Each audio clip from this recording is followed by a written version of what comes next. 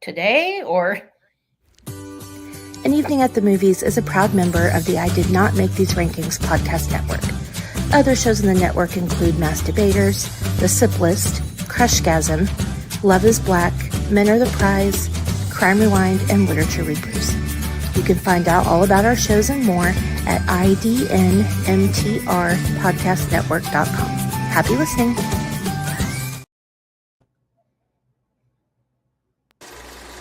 You are now entering the world of a movie review.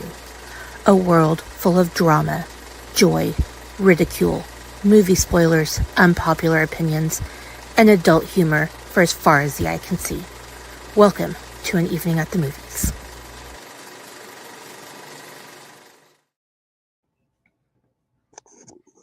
Welcome to An Evening at the Movies.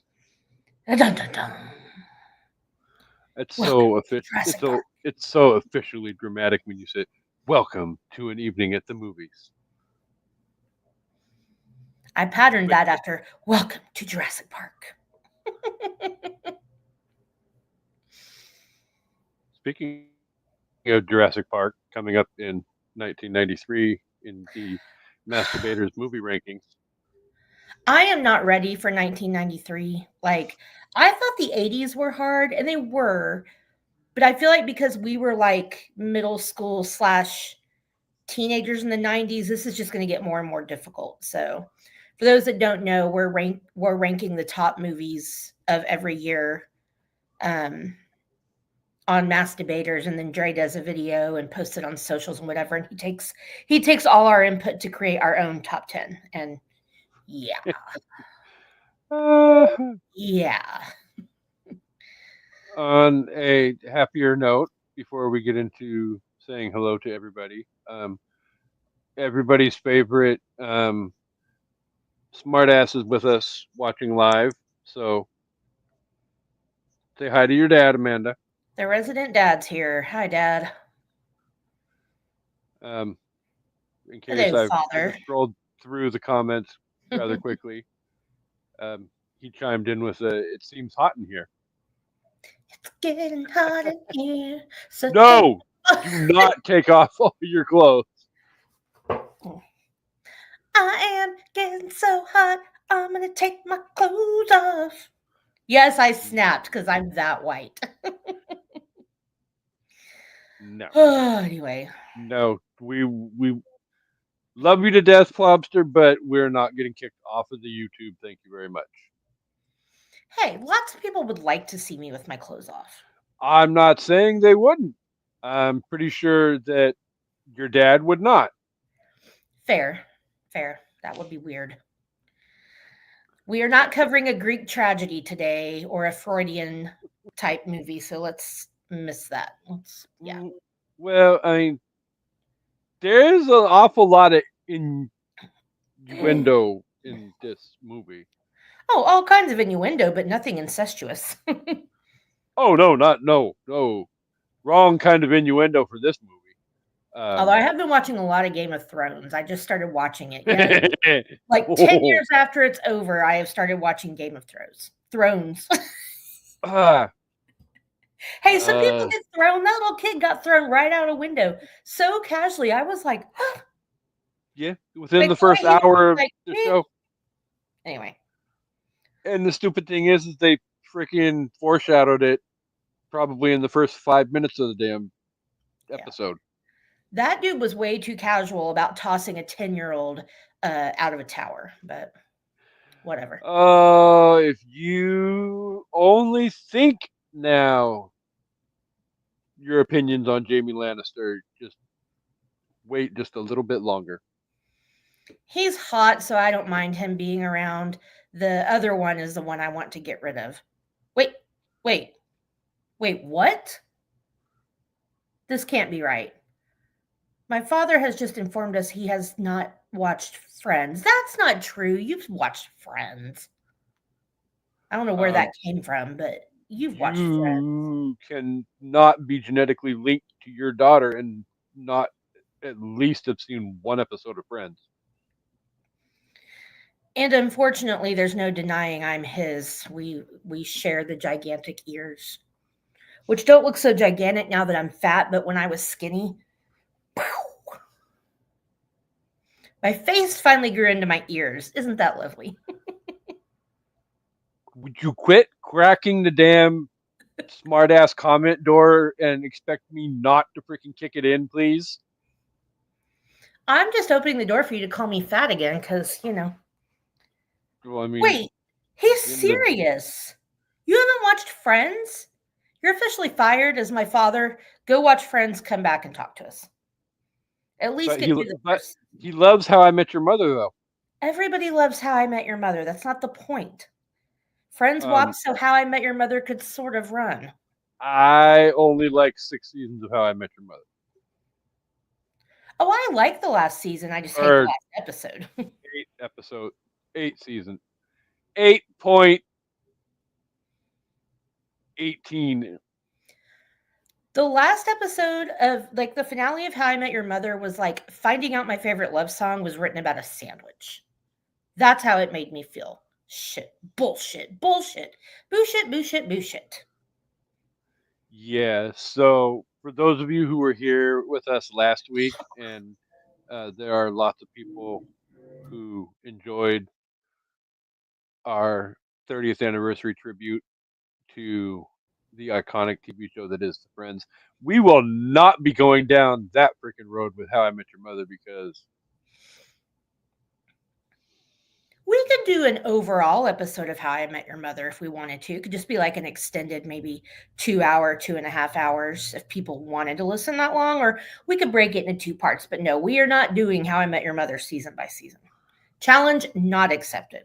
no. And at the end of the day, that would be something that I might be willing to do, not season by season, but an overall view of How I Met Your Mother once a certain co-host returns from witness protection that was forced upon him by your father.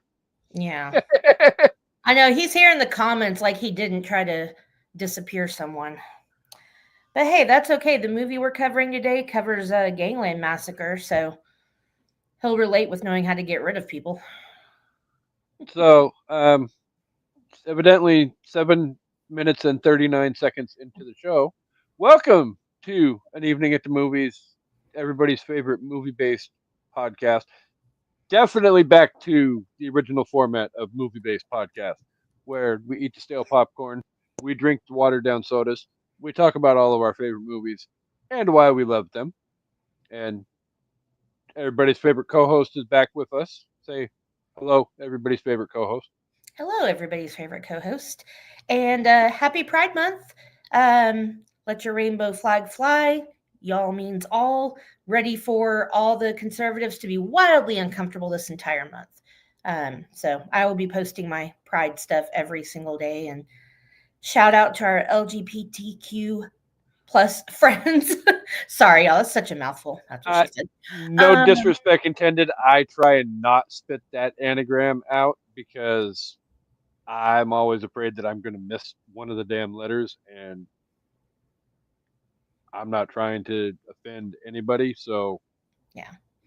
Well, we love you. If you're here, welcome. You are safe with us, and we appreciate you. And happy Pride Month. Flaunt it if you got it. And even though we're not celebrating Pride Month for this month's movie selection, I feel like today's movie is the best movie to kick off Pride Month, and as far as classic movies. So we chose a good one to and kick off. and by the way, in honor of everybody's favorite network member Havandre, Heart of I Andre. legitimately All right. have the stale popcorn. Oh, I This should week. have brought some up here.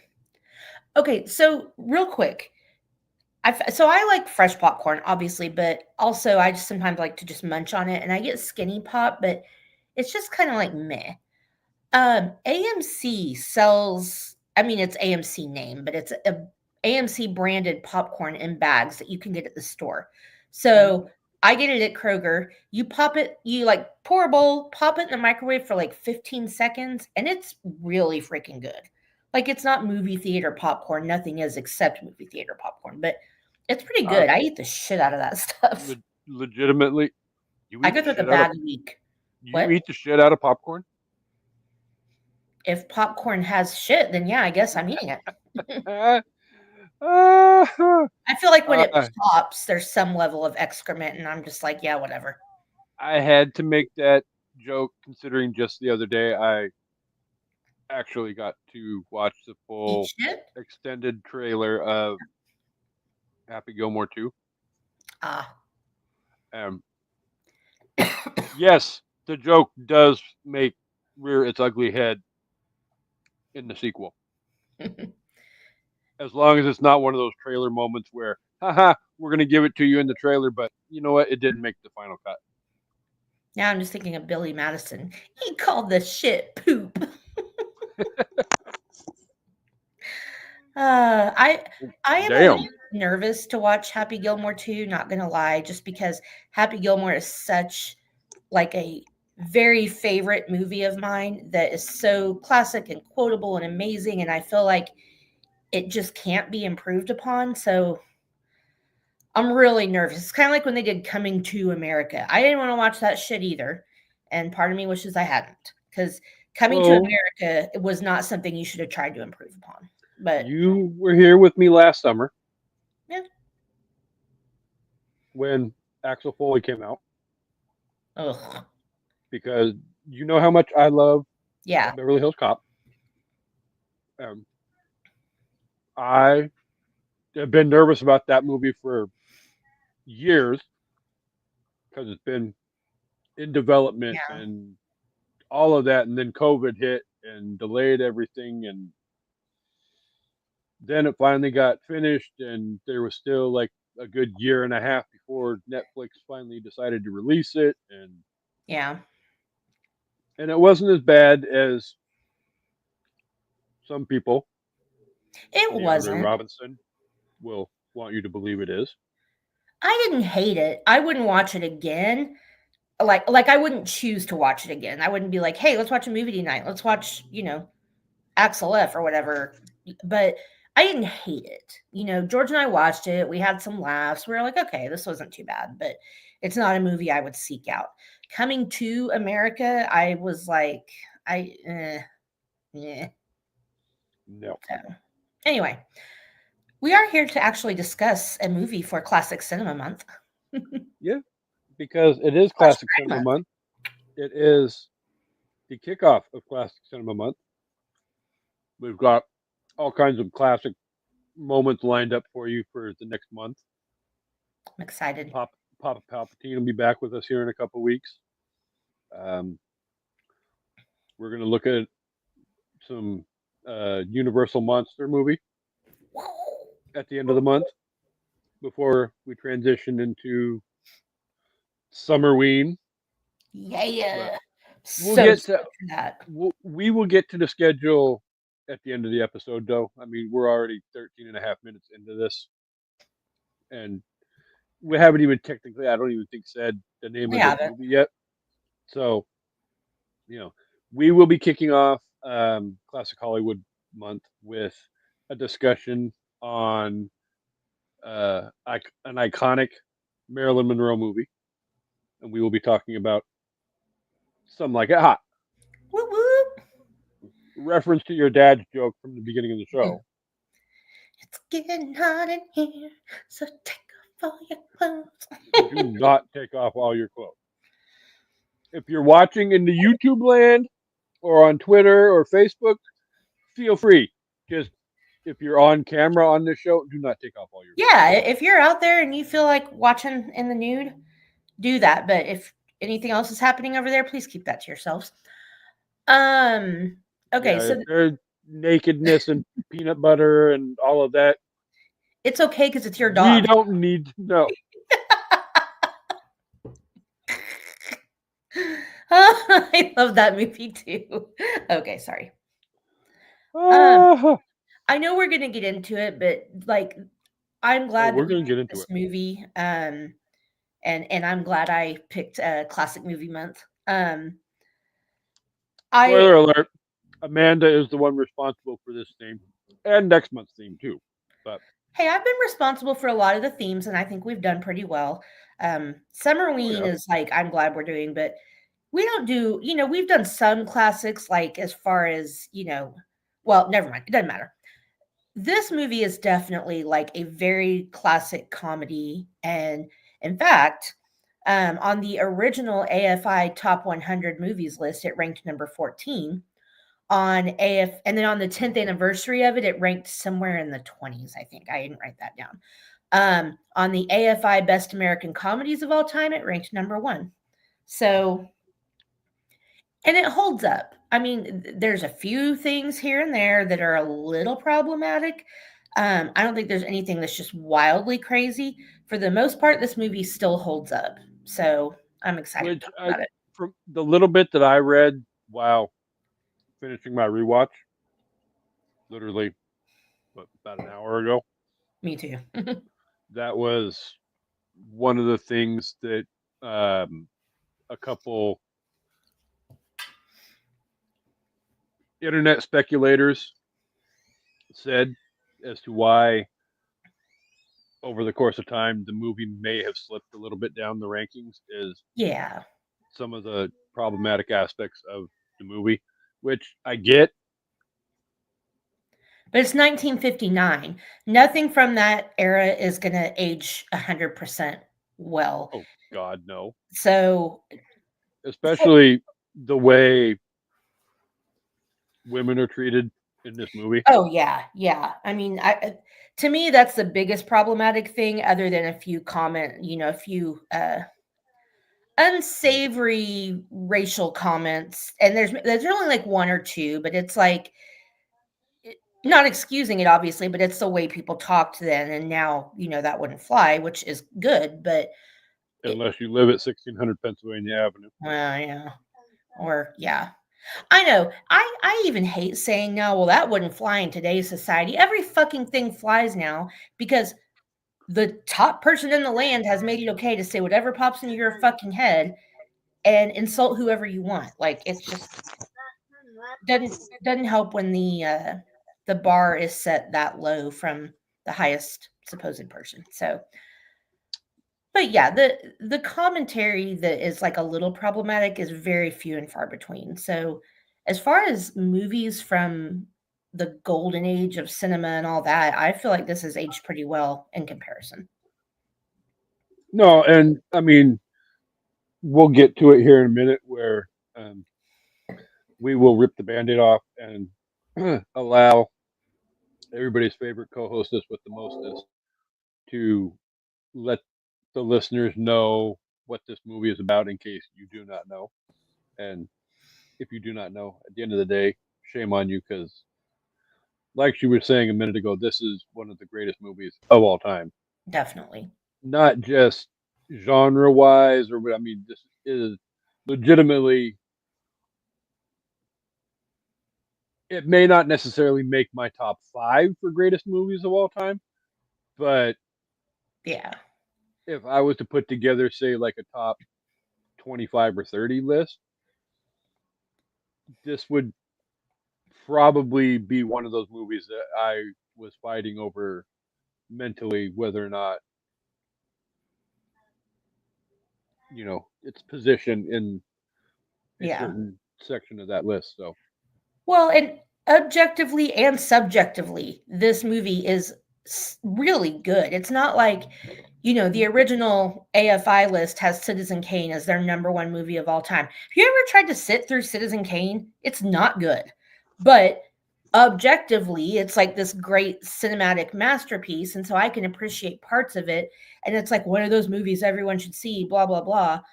Okay, fine. But most people nowadays are not going to like Citizen Kane. So I feel like, I mean, the comedy isn't for everyone in this, but I feel like most people could laugh at this movie. So yeah, it's really funny. it really is. Like And I laughed a lot rewatching it, and I've seen it a lot of times, but it's been a few years, I guess, since I've sat down and watched it, and I laughed a lot. So a little bit of brief history, though, when it came to Amanda suggesting classic cinema. Um, she did recommend um, we kind of sort of spread it out over, a handful of topics because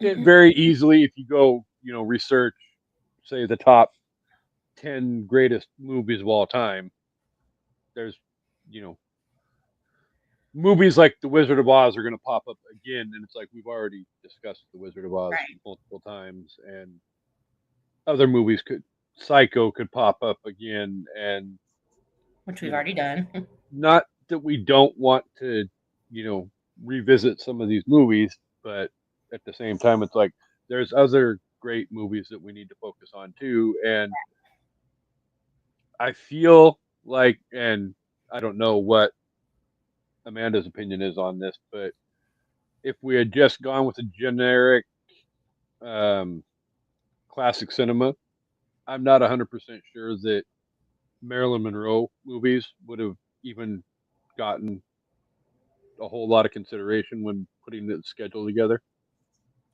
Oh, I don't know. I disagree, but that's also because I wanted specifically to do a Maryland movie. But I mean, Some Like It Hot is not maybe the first thing people think of, but it is still a very well known It wasn't classic the first thing. movie. So, but like I did say, I really wanted to cover a Maryland movie, and I think I suggested this one, Niagara, and 7 Year Itch, and I think you said Gentlemen Prefer Blondes.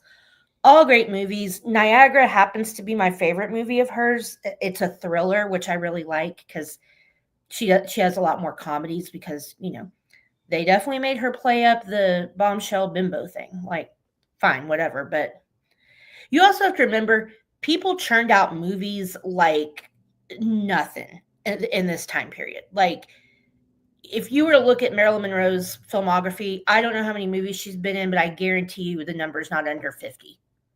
Because that's how Well, movies were made back then. It was just like one yeah, after because another after another. that's one of those things like with Judy Garland, Right. I believe it came up Frank when Sinatra and we initially did Wizard of Oz. Was For those of you who don't know, like Judy Garland's actual on-screen career is not a very freaking long one, but yeah. yet her filmography is a long list of Yeah. movies. But a lot of that is due to the fact that the studio, for lack of a better metaphor, poured her out Yeah. and forced her to do shit that shouldn't have been feasible to do in this day and well, wouldn't be feasible to do in this day and age because Well, it's because SAG they had freaking coked her up. Like, you wonder why SAG had everybody was shut on that shit down. drugs. Everybody was on drugs because they had to be to keep to these schedules. And then, I will get into this behind the scenes stuff about this. And, it's no secret that in Hollywood, Marilyn was known to be hard to work with, as was Judy Garland.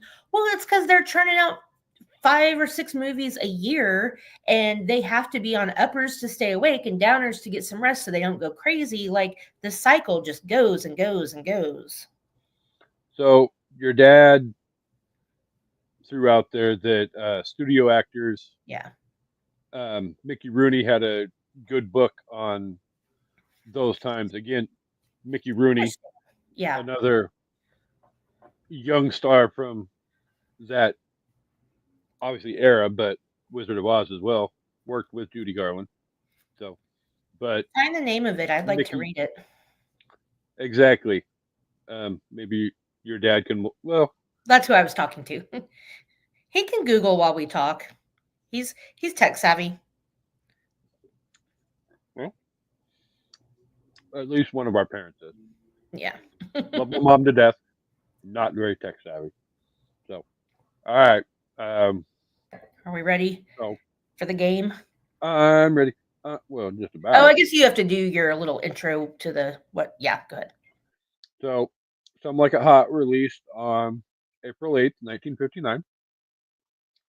Was directed by Billy Wilder.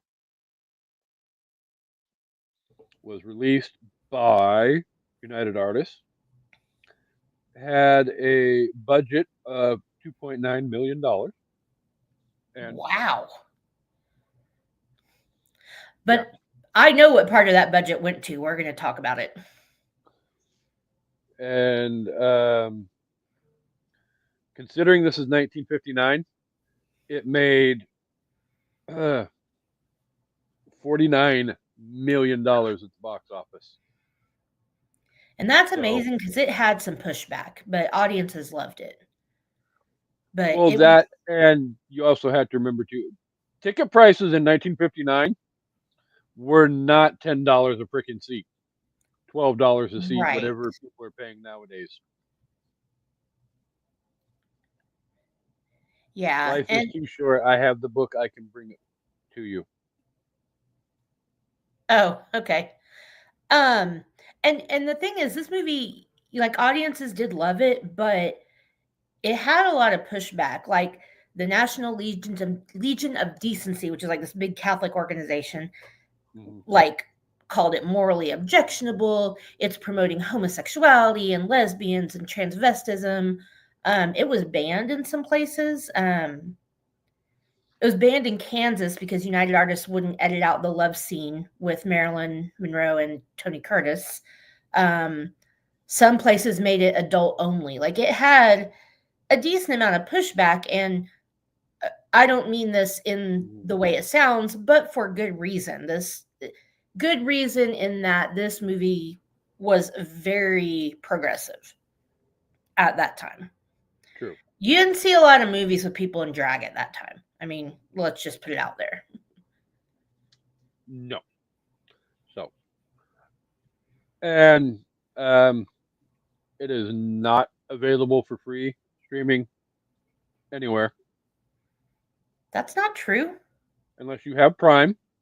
Well, okay, but it's free on Prime. So if you have Prime, it is available for free. And then Casey didn't Blah, know blah, blah. that, so he had to watch it with ads on Tubi. For only like half the movie. Yeah. The last half I watched with no ads on Prime. He messaged me. He's like, damn Tubi ads. I was like, bro, this movie's on Prime. Spoiler alert, the next couple movies we've got coming up. Well, no, the Disney movies are on Disney Plus. Yeah. The rest of the movies for the month aren't. Yeah, Wolfman, as I checked the other day, is not available for free. You have to pay for it. And what's the other movies we're doing besides the Disney ones? Am I missing one? No, Mary Poppins and Okay. Robin Hood. Okay. So, How did we miss doing another Hitchcock movie? That's okay. We've covered like 3 Hitchcock movies. We're good. Maybe about time to get back to a Hitchcock because there's. I'd love to do Rear Window. Well, I just love Jimmy Stewart. Mr. Smith goes to Washington. We should have done Mr. Smith Goes to Washington. Ugh, there's too many good classic movies, and I know we don't want to push the envelope because not everybody is appreciative of older movies. Like for me, black and white movies are comforting, and like just older movies, I like them. But some like it hot. I feel like if you haven't seen this movie, yeah, we're gonna spoil it for you, but it doesn't matter. You can still go watch it, and if you do not laugh, you can message me personally and rip me a new one. If you don't laugh at least once, you don't have a soul. So, but you can send all hate mail to Amanda Kohlhofer on Facebook. I will take it.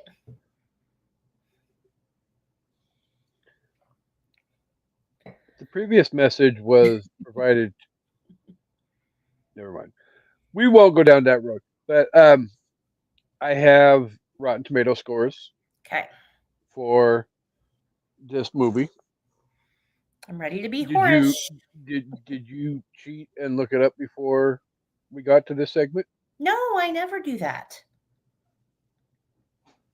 Lately. Huh? I said lately. What do you mean lately? If I see them, I tell you. True. Because sometimes Googling stuff, it does pop up, and then I'm like, okay, well, you know. Yeah. Well, generally, whenever you Google a movie title, that's one of the first things that pops up is the tomato meter score. Well, I know where it pops up, so I just don't look at that area because it usually pops up on the right-hand side of the screen. Like if you Google it, I've Googled enough movies to know what happens when you do that. So I just don't look over there. Look over here. Well, I mean, we're Look up here. Look up here. rapidly approaching 300 episodes of the show. Yeah. It's not like movie Googling is a foreign concept to us.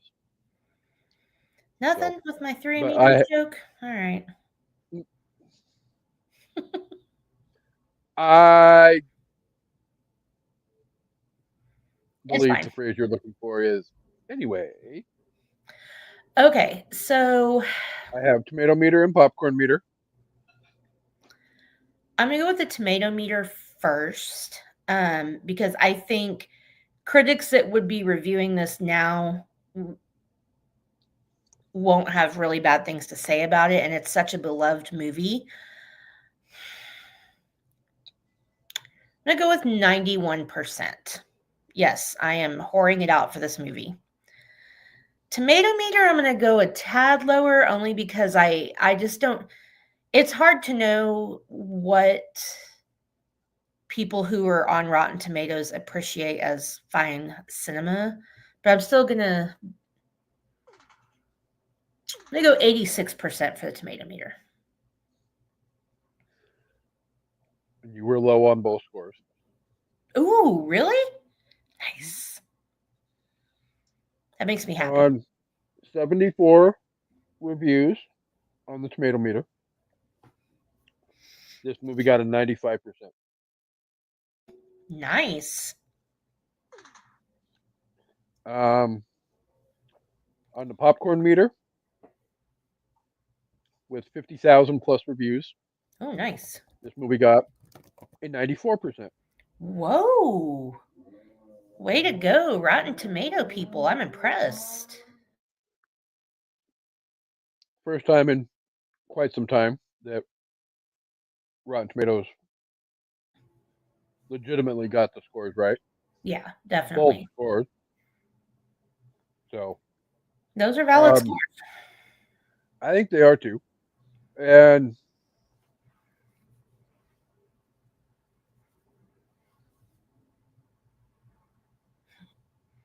$300. He's saying 300 episodes. Wahoo. Oh, Yeah, it's a lot. I wasn't paying attention when the comments popped up. So, my bad. You don't remember what you said 30 seconds ago? No. I'm rapidly approaching 48 and a half years old, so I don't want to hear it. Oh, I know. Yeah, I'm with you. And again, I'm gonna keep talking about it. Perimenopause is kicking my ass with the memory issues. It's real bad. I'm gonna keep blaming it on that and hoping I'm not getting Alzheimer's, since it runs in the family. But yeah, the perimenopause is not good for the brain cells. Okay. Speaking of Alzheimer's, my mother watched The Notebook for the first time ever. Oh my God. The other day. You really should have prefaced that better, but okay. I was You knew it. Alzheimer's. My mom, like, what? We're doing a show here, bro. Did she cry? Did you give her tissues like I told you to? He goes, Mom's watching it. She's never seen it. And I was like, make sure she has tissues. And he was like, that's not my problem. Like, dude, be a good fucking son and make sure there's some nearby. Just put them in her general direction because she's going to need them. Nope. None. That movie that Chancey didn't want to watch so bad that Dad sent him into witness protection early. Exactly. So, okay. So, some also, like it hot. Before the co-host does her review really quick, just a little bit more background information. This movie is actually one of the first 25 movies that the National Film Registry inducted into its Library of Congress for being.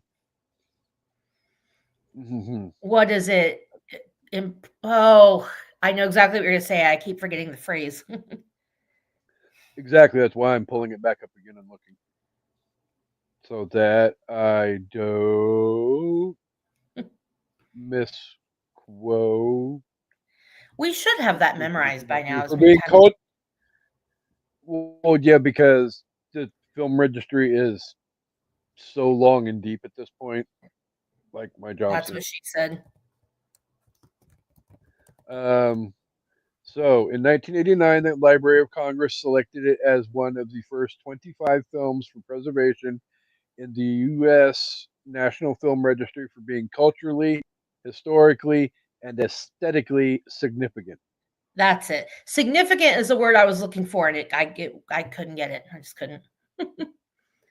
But yeah, I it got definitely the is. historically and the aesthetically. I couldn't remember the other one. Oh, Miss Movie movie. Damn it. Misty's here. That's what she said. Yeah. miss. Well, whatever. Her name's right there, so I'm gonna say it. Okay. Thanks for watching, girl. Now we got 2 commentators. This is gonna be good. All right. So, some like it hot. Something like a hot. After witnessing a mafia murder, the St. Valentine's Day Massacre, slick saxophone player Joe and his long suffering buddy Jerry improvise a quick plan to escape from Chicago with their lives. Disguising themselves as women, they join an all female jazz band and hop a train bound for Florida. While Joe pretends to be a millionaire to win the band's sexy singer, Sugar, Jerry finds himself pursued by a real millionaire as things heat up and mobsters close in. Say my name, say my name. Sorry, Misty said I could say her name, and so now I had to, yeah. No one is around you. Say, baby. Oh, make it stop. Okay. All right. So this movie, like, comes in hot from the get-go, and I love it. I try to imagine being a person in 1959 in the era of like Eisenhower conformity. That's what we're in right now. Eisenhower, American values. We want everybody to be the same. Suburbia is the thing. And you go into this movie, you think you're watching this period piece about, 1920s prohibition and mobsters and whatever. And it comes hot out the gate with like this, car chases and Tommy guns and liquor in the coffin. Like, great way to sneak booze. What was that called? Bootlegging. Thank you. Oh my God. Yes, and thanking myself for thinking of the word I was trying to think of. So yeah, I mean, it really starts off strong.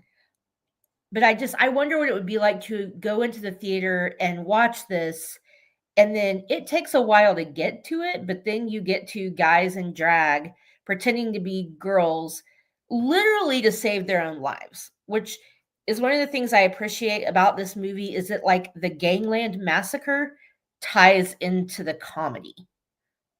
Like, that's really clever to me, Like, they're on the lam, they're on the run for their lives, and it's like this stuff was serious, but also now it's part of the comedy because I think otherwise it's not believable. Like, why would these 2 guys really pretend to be women if their lives weren't in danger, So I think there had to be that threat of, life ending. Like, there had to be this real credible threat. Otherwise, I don't think guys in that time, like, it wouldn't be believable. In my So, opinion. Along the lines with what Amanda was just saying, though, this movie, being one of the greatest movies of all time, has a long list of award nominations and award wins, and one of the main ones that it was nominated for was Best Screenplay at the Academy Awards for Best Screenplay. Oh, nice. So, I mean, yes, granted, it's Best Screenplay based on material from another medium, but still, it just speaks to even back then, you didn't get nominated for that award unless it was a well crafted, you know, for lack of a better term, Star Wars and its dialogue was not getting nominated for best screenplay anytime soon, Right. whether it was 1959 or 2025. So The dialogue in this movie is top notch. Like, it's so witty. Really? The comedy is so quick, and the actors really know where the joke is supposed to be. Like, I read this quote that Billy Wilder had called Marilyn Monroe, she had elegant vulgarity. Now, in today's society, she would not be considered vulgar, but, and I don't know, I mean, I feel like that's a backhanded compliment, but it still is kind of true. Like, she, in every movie I've seen of hers, she knows what the joke is supposed to be, even if it's at her expense, and she embraces it, and she's quick on her feet with it. Like, So it's just awesome. I'm not 100% sure about that vulgarity comment because, again, one of the things I love about watching movies on Prime is the fact that you can scroll over the screen and it get the little trivia tidbits to pop up. See, I need to watch something on my computer so I can do that because you can't. Well, I don't know if you can do that on your TV. I haven't tried it. I keep forgetting TV, about it. That's really cool, though. I don't know about TV. I know you can on your phone and on your laptop. Okay. But there was one that popped up during my rewatch that brought up the fact that the award-winning costume designer, Is Laura it Kelly, Aura? Yeah, yeah. I knew it was Ori Kelly. I Kelly, can remember. Yeah. was fitting the 3 stars of the movie for dresses. I wanted to tell this story, but you do it. It's a And, great story. Sorry. and she made the comment while measuring Marilyn Monroe for a dress that Tony Curtis had a better ass than she did Because she had just measured Tony. because she had just measured Tony Curtis for his dress. Marilyn Monroe's response was she ripped her blouse open and said, "He doesn't have tits like these, though." Yeah.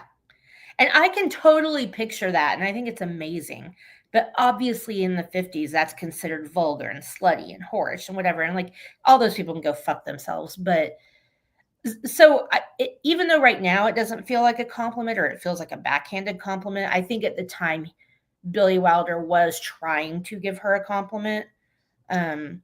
Which I don't know what the facts on Prime said, but if you've read anything about the movie, you know, like I already knew that story because I had read some stuff and there was definitely some shit behind the scenes. You know, Billy Wilder had a hard time with her again because she would be late and forget her lines, and they'd have to do like 20 takes to get one sentence out of her. Like that line where she comes in and after she's just been dumped, quote unquote, and she's like, "Where's the bourbon?" And so they had to film that like 20 times just to get one take that was good. Like, so I get it's all very complicated because of what was going on with her. And you have to think about with that Jack Lemmon and Tony Curtis have to be on every single take because they're going to use the one where Marilyn's perfect. They're not going to use the one like if Jack and Tony don't bring it, they're always going to use the best one of Marilyn because she's the sex appeal. So it was very volatile, you know, semi-volatile, and I get that. And Billy Wilder actually had a lot of shitty things to say about her after that because I think 7 Year Itch was before this movie, which he also did. And I remember reading a story that she told him to go fuck himself in an interview, and then she was dead soon after. So another thing that also I got off of Prime while watching the movie was the fact that the resort scenes in this movie were filmed at a rented resort by the studio in San Diego, so that literally they could lock the cast away. In particular, the blonde bombshell, yeah, because of her quote unquote demons. That way they keep an they eye on were her. more likely to be able to keep an eye on her and less likely to be late or whatever the case may be. So, you know, Yeah, and it just sucks, because it's like when she's on, she's amazing, but when she's not, it's like, but she's also, it's just a vicious circle. Like, we've talked about this. We talked about it with Judy Garland too, but um talking about the costume designer, and we were talking about the budget. I don't know if this popped up on your thing, but that's one of the things I read was that Jack and Tony insisted on designer dresses like what Marilyn had. Like they were trying to get them like off the rack stuff, and they're like, no, if we're going to be believable as women, we want the designer dresses too. Like we want to look good. We don't want to be wearing trashy clothing. And I applaud them for that. I mean, they're going way out of their comfort zone, you know, especially in that time period, having to pretend to be women. I don't blame them for wanting to look classy. I would too. no. Well, and Tony Curtis and Jack Lemmon are some of the greatest, most respected actors of all time. Right. You But know, Jack Lemmon was just an up and comer when this came out. And he was yeah, amazing. He was so good. yeah. This is definitely young Jack Lemmon, and I've seen some stuff from young in his early in his career. This, The Odd Couple, Mr. Roberts, blah blah blah. Blah. I mean, I love The Odd Couple. I don't, I don't think I can, I don't think I've seen, and I'm not saying I've seen everything Jack Lemmon's ever done, but I don't think I I've seen haven't, but a bad Jack Lemmon performance. yeah, me either. There's a reason why when I believe it was AFI ranked the greatest actors of all time, that he was ranked as high as he is on that list. I believe it was like 25, I think. And See that's that? an all-time list. So that, you know, is throwing into consideration a lot of people, you know, as well.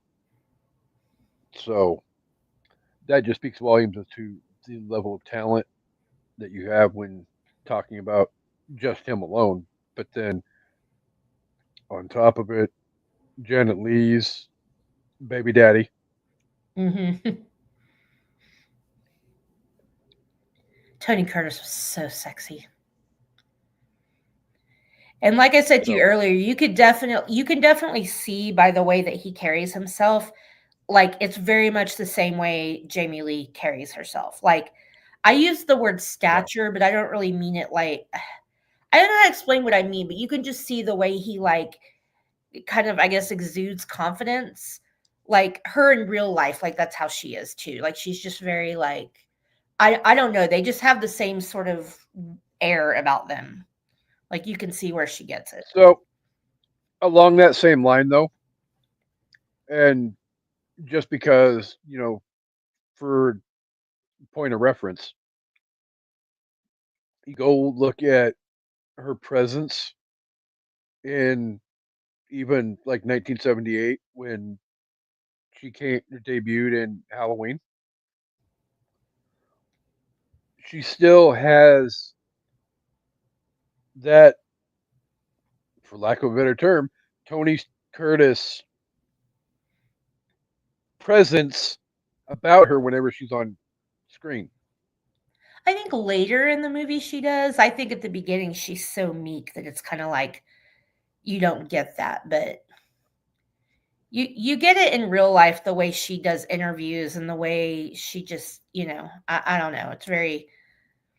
It's the confidence, I guess. They both really exude the same confidence, which I think is cool. I've definitely seen a lot of interviews that she's done the last probably couple weeks, but that woman definitely has zero fucks to give anymore at this point in her life.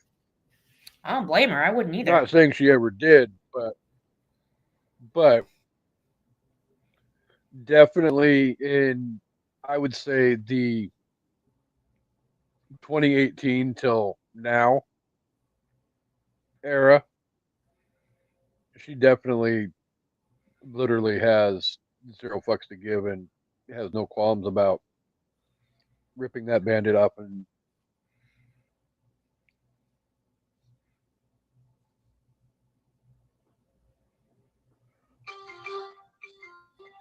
you mean that sound? Silencio your phone. You're cutting out too, but was there anything about the movie that like really surprised you other than gas being 40 cents? Being able to get more than 1 gallon of gas for 40 cents? I was like, "What?" Right. He's like, "Put 40 cents of gas in the car." I'm like, "And that's going to get you 100 I mean, miles?" even when we were kids and just starting to drive, gas was not that cheap, but it was a lot cheaper than what it is now. Yeah, when I started driving, gas was 78 cents a gallon. Ugh, those were the days. So that'd have been about the same time, give or take a year or two. So we're all in that same window. Yeah. So surprising about the movie? No, I don't think anything really jumped out as being, oh my God, surprising. Um, like you have seen the movie several times, so I wasn't really coming into it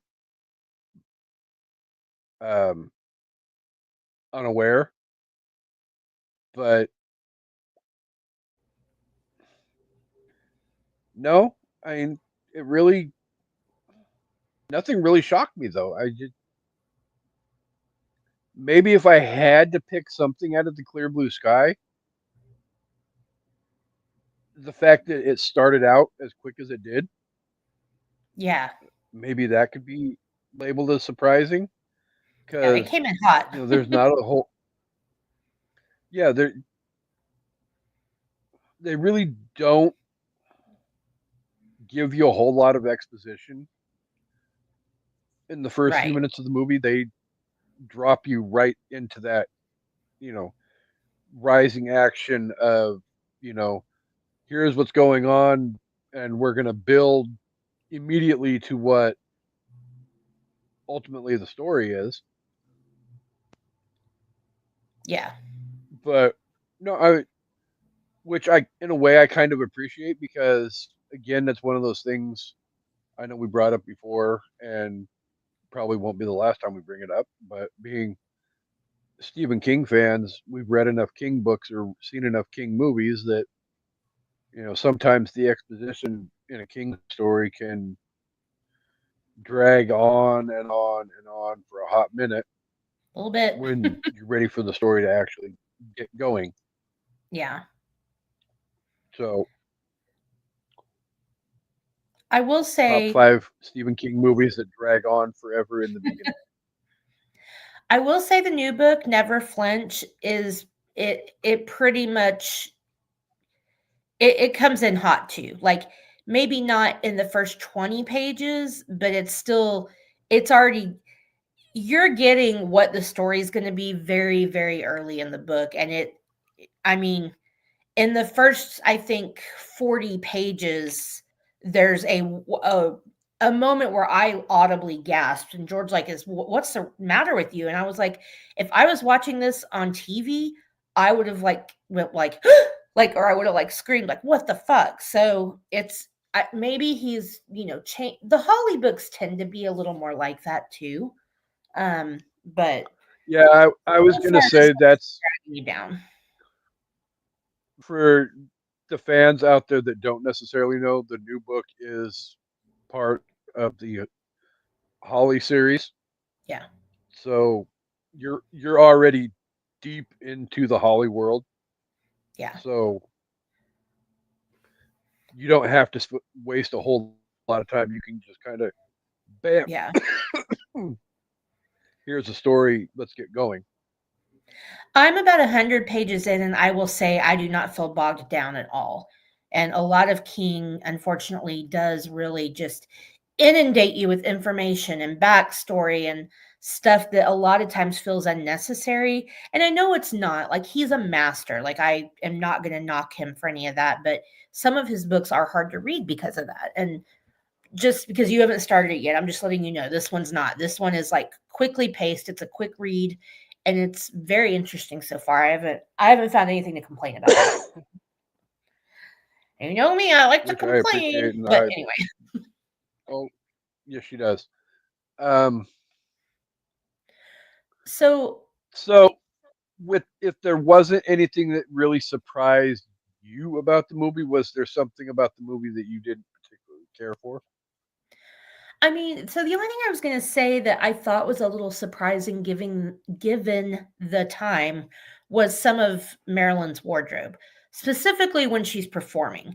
I think it's gorgeous, but the dresses they have her wearing where you've got the mesh like the clear whatever on top, but it's literally like only the jewels are like covering her nipples and then everything else is exposed. And if you don't know that mesh is there, it's like what the hell is she wearing? I thought that was pretty.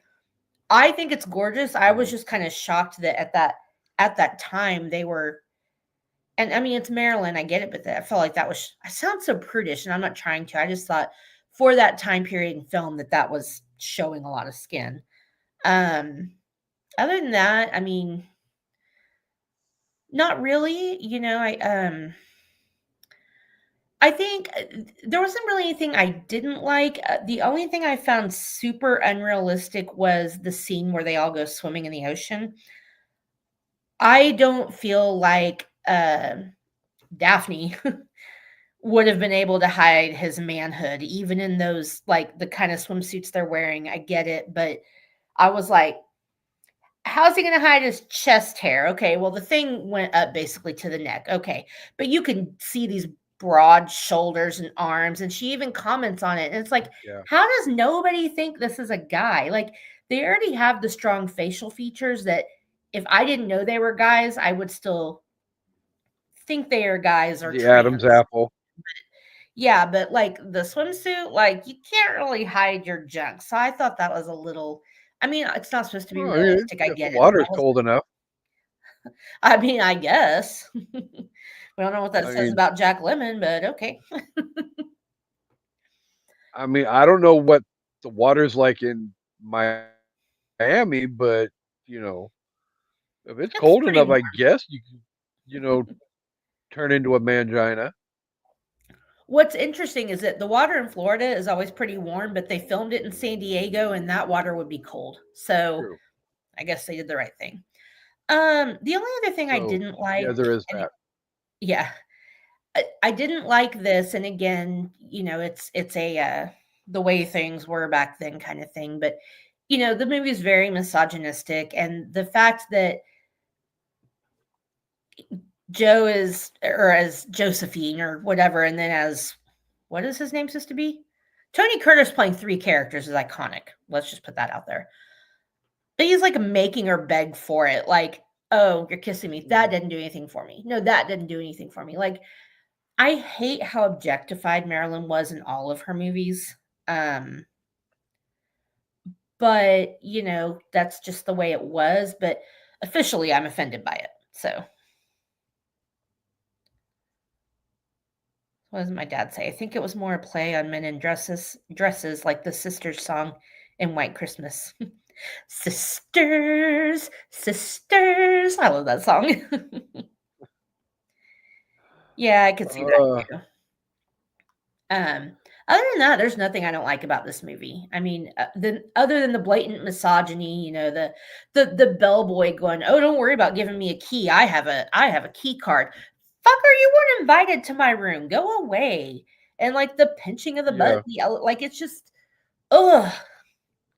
But that's just how women were treated then, and so you have to take it with a grain of salt. And luckily, Jerry / Daphne held her own with Mr. Fielding.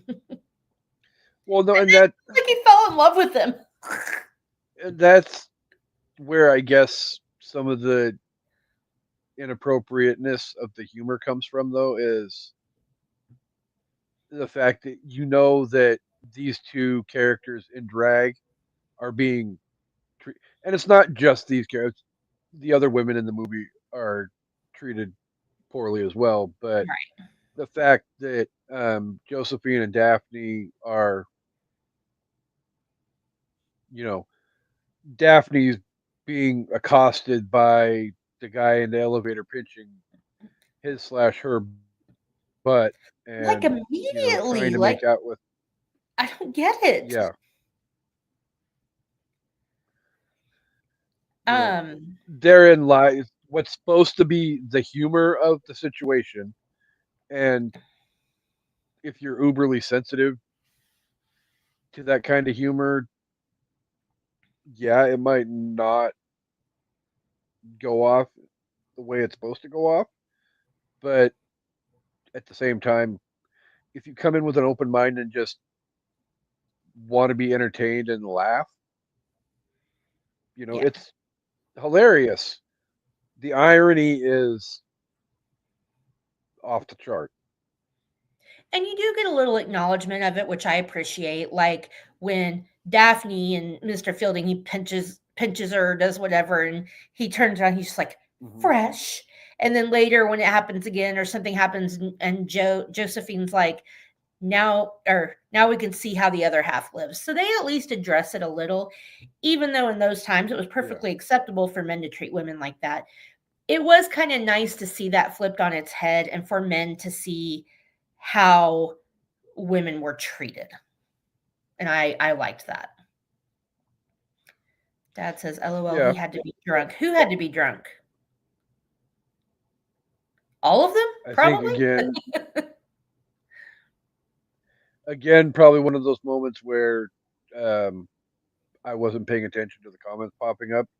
So it was probably in reference to something. No, that just 3 or 4 minutes ago. I see them as soon as they pop up. That just popped up. But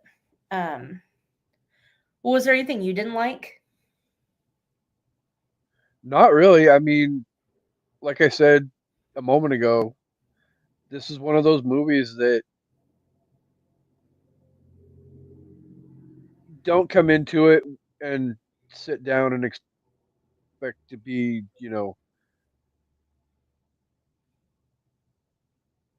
have a relevant cultural, social opinion and all that kind of stuff. This is just a movie to be entertained and laugh at and all of that. And if you can do that, it's a great, entertaining, hilarious, incredible movie. Yeah. And some of the jokes are very like on the nose or they're very obvious or like quote unquote dad jokes, but I still think they're funny. And like some of the stuff is so witty that you don't like catch it. Like when Joe's talking about, I can't remember what led up to it. He's talking about his blood type and he's like, I'm type O. And the girl's like, oh, like that happens so fast you could almost miss it. That reminded me of Clue. Yeah. That felt like a very Clue moment where it happened so fast you could miss it, but if you catch it, it's funny. Like you have to giggle. 26 years before Clue came out. Yeah. And I don't know, there was some pretty good quotes. Like, okay, so I love the scene where, first of all, can we talk about Spats Columbo? I don't know if you saw in our chat, I called him Spuds McKenzie. Like Spats Columbo, what kind of name is that? I was like, uh-oh, here comes Spuds McKenzie. but they're at that opera appreciation, whatever, and that head opera guy, he was over dramatic as fuck. I loved him. First of all, I can't believe Spats and his crew fell for the old Tommy gun in a cake bit, but they all get killed. The cop guy comes in and he's like, they're like, ooh, we got you a birthday cake, and he's like, but it's not even my birthday. like, how did he not? My birthday's in 4 months, dude. Get the fuck out of there! What are you doing? Like, I okay, do not know what they're about to do to you. you're quote unquote involved with the mob, and somebody openly, kicks open the metaphorical door and be like, ooh, we got you a birthday cake. Wait, my birthday is not for freaking 4 months. I wonder what is going on. Use the gun, take the cannoli, you stupid ass. Yeah, I yeah, whatever. But I could believe he fell for that. But I love that the cop comes. He's like, "What happened here?" And what is his name? Little Bonaparte. He's like, "There was something in the cake that didn't agree with him." And the guy goes, "My compliments to my chef. No compliments to the chef. Nobody leaves till I get the recipe." Like, that's just so funny. Right. Like, I don't know. And like Marilyn talking about the drinking. Oh, I can quit anytime I want to. I just don't want to. Like, yeah, I don't know. That depending on what kind of person you are, the dialogue is either cheesy or it's funny or it's both, which I think it is, but in a good way. Like when Jerry's like, "You look at that. Look how she moves. It's like Jello on springs. Must have some sort of built-in motor or something." And then he's like, "I tell you, it's a whole different sex." Like, yeah. One of the first things I remember, like, really wink wink laughing at was like the whole funeral home director being named Mozzarella. Yeah. I mean, obviously now as a semi-mature adult, you get that's kind of racial or culturally insensitive to Italian people, but at the same time, it's like, the guy's named after a freaking cheese. And then the speakeasy. I love the speakeasy. I am all about speakeasies. So I've been to a couple, and obviously they're not really speakeasies because prohibition doesn't exist anymore. But like, I just feel like it would have been so cool to go to one. Like I went to one in New York City, and it's like you go down these stairs, and you go in this secret door, and it's like you have no idea what you're gonna find, and then you go in, and it's this gloriously beautiful, dark velvet 1920s like club, and I'm just like, oh. Spoiler alert, a couple weeks ago your dad got to go to a speakeasy. I really wanted to go to that, the Edgar Allan Poe speakeasy. I need to hear about that. He's not the only person in your life that's been to that speakeasy either. Chris went to, everybody's talking about it. There's one in New York I want to go to, and I have a friend that lives there, and I keep telling George, like, next time he goes to New York for work for like more than one day. Yes, it is a Taylor-themed speakeasy, and it's the way you get into it is it's like a one of those little like convenience store pop-up things. I don't know what they call them. But the door is like a wall full of chips. So it just looks like potato chips for sale. Like you would just go grab a bag of chips, but you have to go find the right bag of chips to get in the door. It looks so cool. I've seen it on TikTok. Like, I want to go to that. That sounds really cool. Yeah. So yeah. All right. Oh, one of my other favorite quotes. Sorry, real quick. When what is the name of the guy that he's supposed to be when he's the rich millionaire? Josephine. What is his name supposed to be? It's like completely lost on me. All right. Well, anyway, they're on the boat and he's talking about how he played water polo. And she goes, "Isn't that really dangerous?" And he's like, "Yeah, I had 2 ponies drown right under me." People that don't know, water polo Um, isn't played with horses. Joe, Josephine, Shell Oil Jr. Junior, that's what she calls him. Yeah. And then she's like, "How can I forget him? There's a Shell station on every corner." I This is a weird quote, but one of the things she says that I really love the most when she comes back from her date with him is she says it was suicidally beautiful. Like that is just such a poignant, like, wow. Anyway. All right. Well, should we do our top fives, or do you have anything else you want to say before we do that in our rankings? I think we can move into our top fives. Sweet. Would you like to go first since it is your month? Sure. So for my top five, I went with top five drag or gender swap movies. Um, so my honorable mentions before I get into my top five, Just One of the Guys. That's an 80s movie and really loved that movie. This girl pretends to be a guy so she can be on the soccer team, I think. I can't remember. They made a remake of it with Amanda Bynes, and it was terrible. But Just One of the Guys was a really good movie. Isn't that the one with Billy Zabs in it? Yes. Yeah, that's what I thought. But yeah, I know which one you're talking about.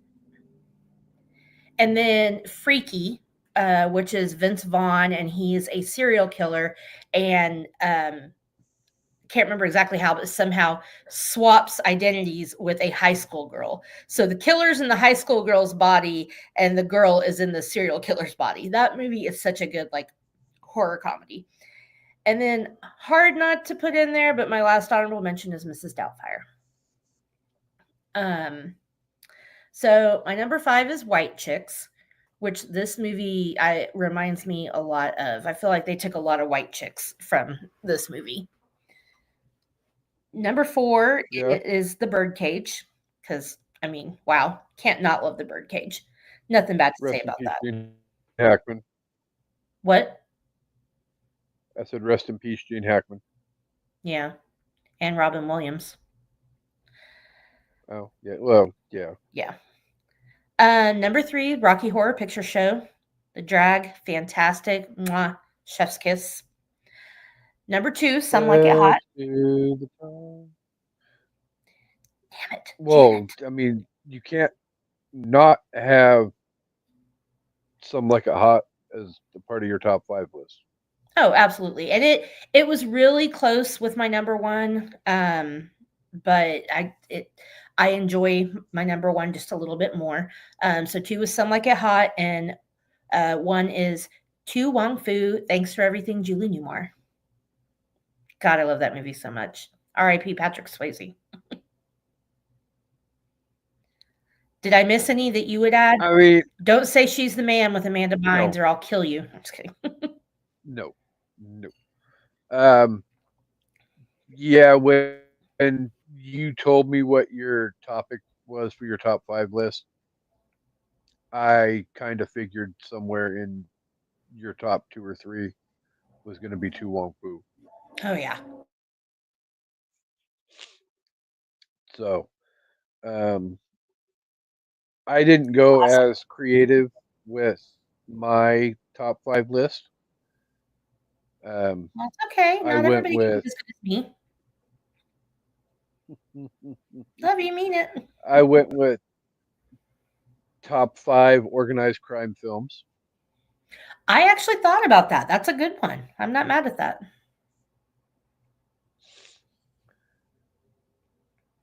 The only problem is all five of these movies I love so much and for very different reasons. Like legitimately, I have no ranking order for any of these five movies. Well, then just name them. That's fine. Won't hold you to it. Number five. No, I'm gonna force myself to do it. It just might take me a second to get there. Number five, we're gonna go with The Untouchables. Yeah. Great Al Capone movie. Um, De Niro as Capone. Wow. I especially love the part where they get him in Uh, tax evasion. Just kidding. Number 4, we're gonna go with Casino. Ooh, good one. And okay, so mind you, I forgot that this is organized crime movies, not entitled The Godfather, Yeah, those are just too because easy. I'm with you on that. I I I easily could have put my 1 and 2 as being Godfather 2 and Godfather. Right. Godfather 2 So reigns supreme. We know this. It's fine. yeah. So I wanted to give other movies in the genre a little bit more time to shine. Fair. Number 3, we're gonna go.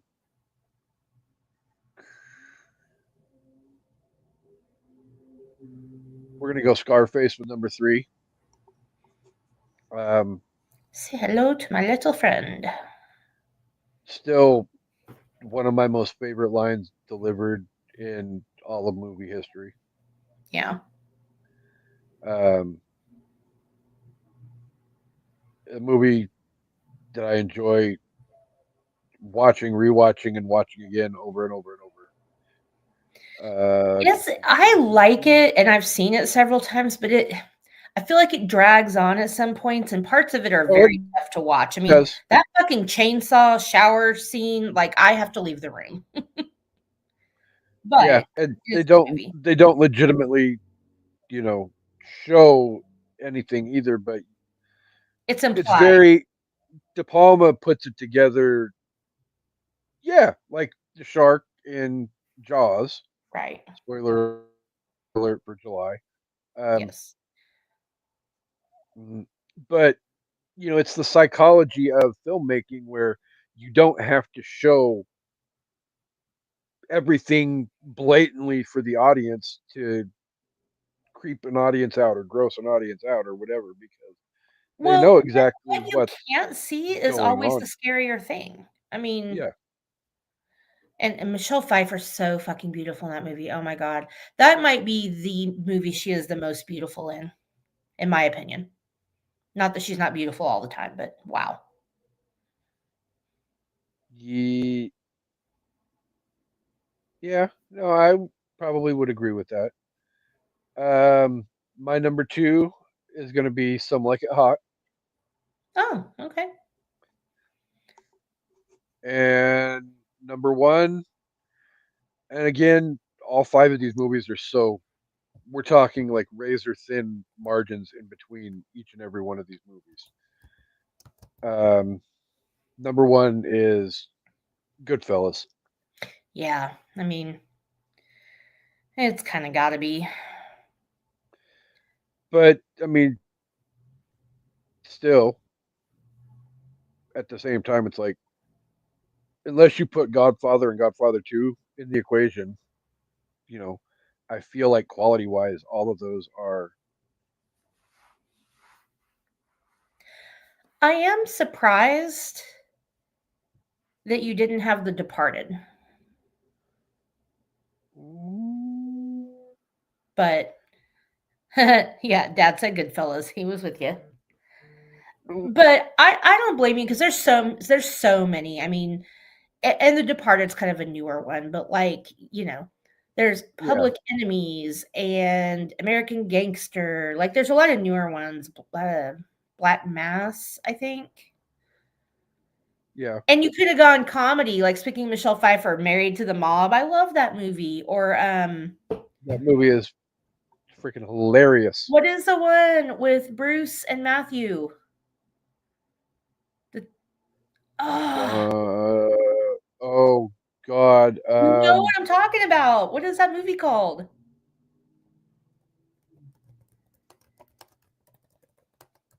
Trying to look it up. yeah, you look it up. Wow. The Whole Nine Um, Yards. There it is. yeah, Yeah.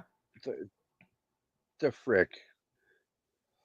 So, um, overall, as a whole, what's your opinion of said movie? I mean, like I said before, I think it's, it's paced very well. The dialogue is very clever. It's witty and funny. Some of the jokes are right on the nose, but some of them are just a little bit more clever, which I appreciate. Um, Yeah, I love everything about this movie, and I'm gonna be whorish and give it 5 out of 5 diamond bracelets. because diamonds are a girl's best friend. That's exactly Wrong right. movie. Wrong movie. I know, but um, no. I mean, just to echo some of the same points that you had, though. I mean, it's well paced. It's well written, well directed, acted. The costumes are spot on. Everything about this movie is just phenomenal. Um, it's funny. I laugh my ass off every time I watch this movie. Yeah. Um, it's just a great movie to put on and be entertained by. And you know, one of the things that, especially the last few years, I've found is if you don't pace a movie correctly, I've found that I can find myself, you know, pulling up the damn clock and looking at, oh, okay, I've got 45 more minutes to go. Oh, I've got 40 more minutes to go. And literally counting down while I'm, you know, focusing on two things. Or it's you, so you just fall asleep. Or it's me, so I just fall asleep. And I hate you mean it. No, I mean this movie is very But well paced, so but I feel like it this doesn't movie really does drag, no, it doesn't, and and it's two that's a hours, which point. is a lot for 1959. Like, let's be honest. Oh God, movies back then did not run 2 hours long at all. Mm. So, um, yeah, I'm gonna whore out with my ranking as well, and I'm gonna give it 5 out of 5. Um, cellos with gunshot holes in it. It's a bass, actually, but Bass, cello, same freaking thing. they're actually not. But okay, Well, I know they're not, but they're in the you same know, family. I'm just giving you shit. they're in the same family. Stop it. All right. Well, that was fun. And for That was. people watching and listening, if you haven't seen this movie, please go watch it. We spoiled it, but we really didn't. Like there's no big reveal in this movie. There's no big surprise. There's no aha moment. It's just I don't know. Everything that could surprise you is laid out for you each step of the way as the story progresses. It's not like, yeah. Oh, you know what oh, we I didn't didn't talk. see that coming. No, you No. did. I mean, it's been talked about 2 hours ago. So You if you're see it all surprised by coming. stuff at the Like, end, yeah. yeah, This is not a movie you watch to be shocked and awed. It's just a movie you watch to be entertained. But I will say the end, and I read about this too, that they had a really hard time figuring out what line to end the movie with. And they came up with the one they did, and then they went back to think about it and couldn't come up with anything better. And it's very hasty, but I think it's perfect because you've got Daphne and slash Jerry and Mr. Fielding. And first of all, it's funny how Daphne is like shaking the maracas and like, we're getting married. And the guy's like, don't you see a problem with that? Well, no. Well, what are you gonna do on your honeymoon? Well, I don't know. We talked about this. Like, it's like he's in love with them, which we didn't go into, and I uh-huh. don't want to now, but I wish we could have somebody who is in the LGBTQ community to come talk about this, because I really, part of me wonders if they meant for Jerry to be low key gay slash bi. And he kind, you realize he's saying, well, he's marrying him for the money, but also he seems really happy. Like he comes back from the salsa dancing or the waltzing or whatever, and tango, that's what it was. But anyway, at the end, they're all on the boat, and Sugar and uh Joe are all Joe. happy, and he's like, I can't marry you because of this. I can't marry you because of that. And he's just like, that's okay. That's cool. Whatever. He rips up the wig and he's like, I'm a guy. And the line is Mr. Fielding going, nobody's perfect. And that's the end of the movie. Like, it's so fucking epic.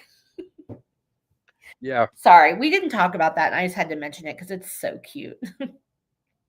No, it Also, is almost the very perfect way to end that movie. does Mr. Fielding reminded me of William H. Macy. I don't know if you got that. What was the name she kept calling? What was his actual name? I keep calling him Mr. Fielding, but Osgood? Was it Osgood? I can't remember. Osgood. Yeah. Anyway, if anybody's watching and wants to send us some comments, anybody that might have insight into that, because part of me low key feels like Jerry could swing both ways. I wouldn't say Jerry is gay because just gay because you could tell he was into the girls, but he wasn't mad about Osgood. I'm just saying. And it didn't seem just about the money. He was real upset about that bracelet. And I don't think it was because of the money. And he was real upset about breaking the guy's heart, too. So, again, with the progressiveness of the movie, I love it. All right. Exactly. I'm done now. Sorry. So, again, like every week, we cannot end the damn show without thanking the listeners for being here each and every week. The Unpopped Kernels are incredibly awesome and show up each and every week for us. You guys rock. You guys rock I almost the went to most. well, thank you for going that way because I was going down the road to my inappropriate joke, and I feel like that probably would not have been a good one to make in the presence of this movie. You're rock hard. Well, Wink. mm, mm, Let's get, but let's rock. Okay, I need to stop. I mean, at least you're singing and not playing the music, so you end up getting us kicked off of YouTube. I But know. I've learned our lesson. Ain't nobody gonna take my singing as legit copyright infringement, so we're good. that's true. So thank you guys though for being here for us each and every week. We appreciate it more than words can say. Coming up on an evening at the movie, I mean, we kind of sort of already discussed it, but Yeah. we've got Robin Hood, Mary Poppins, Wolfman, Goldfinger, James Bond coming up. That's the one I was forgetting. James Bond. Yeah, I knew there was something else that we were forgetting. Dun But dun dun dun dun dun dun dun dun. And when he says Robin Hood, he means that sexy Fox cartoon Robin Hood, not Kevin Costner or Gerard Butler. yeah, yeah. Or Carrie Elwes. Although we really do need to do Robin Hood Men in Tights. Speaking of 1993 movies. Right. Definitely And then top 10. Coming up in July, we've got Summerween, and we've got a whole bunch of network birthday movies coming up as well.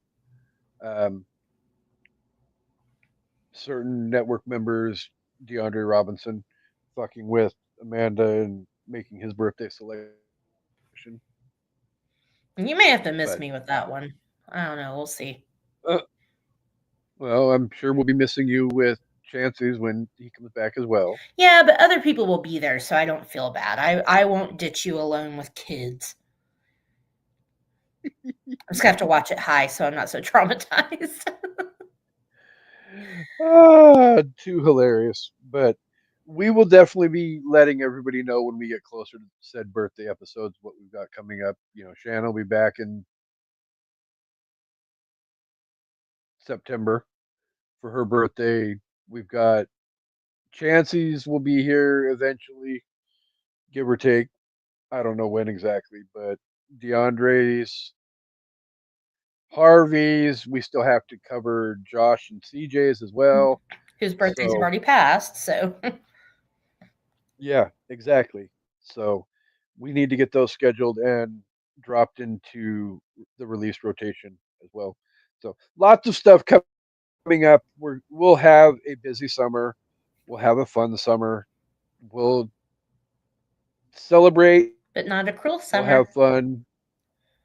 No, there's definitely no cruel summers. No being drunk in the back of the So car and crying like a baby coming home from the bar. I don't want oh, to think it's Jesus. just to keep you. Sorry. Stop me because I'll go With a with long time.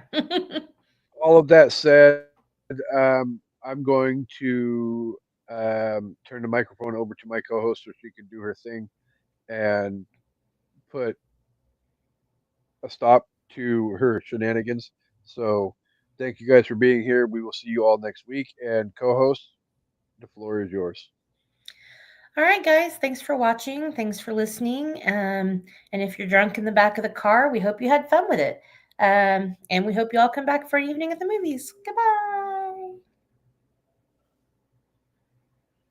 Peace and hair grease. I cried like a